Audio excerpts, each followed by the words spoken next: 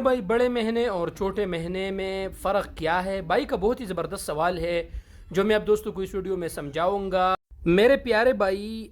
دراصل چھوٹے مہینے اور بڑے مہینے میں یہ فرق ہے نا کہ جتنے بھی بڑے مہینے ہوتے ہیں یہ مؤسسات اور شرکات کے ویزے ہوتے ہیں، یعنی آپ مؤسسہ اور شریکوں میں آپ کام کرتے ہیں اور آپ کا جو مکتب العمل ہے، صرف آپ کا جو مکتب العمل ہے وہ 9,000 سے اوپر ہے، اس کے علاوہ جوازات وغیرہ کے رسوم ہیں، پھر کفیل وغیرہ، وہ تمام قصے یہ جو میں آپ کو آسان الفاظ میں بتاتا ہوں۔ اور چھوٹے مہینوں کا فرق یہ ہے کہ سعودیوں کے لیے خاص مہینے ہیں، جو سعودیوں کے گھروں میں کام کرتے ہیں ان پر مکتب عمل کے رسوم نہیں ہوتے، ان کے صرف جوازات یعنی اقامہ تجدید کے رسوم ہیں جو 600 ریال ہے۔ تو یہ چھوٹے اور بڑے مہینوں میں یہ فرق تھا جو آپ کا سوال تھا، میں نے آپ کو جو ہے نا آپ کو تفصیل سے آپ کو بتایا، ٹھیک ہے میرے پیارے بھائی۔ تو چھوٹے مہینے وہ سعودیوں کے گھروں کے لیے مختص ہوتے ہیں، اور جو بڑے مہینے ہیں سعودی عرب میں جتنے کمپنیاں ہیں اور مؤسسات ہیں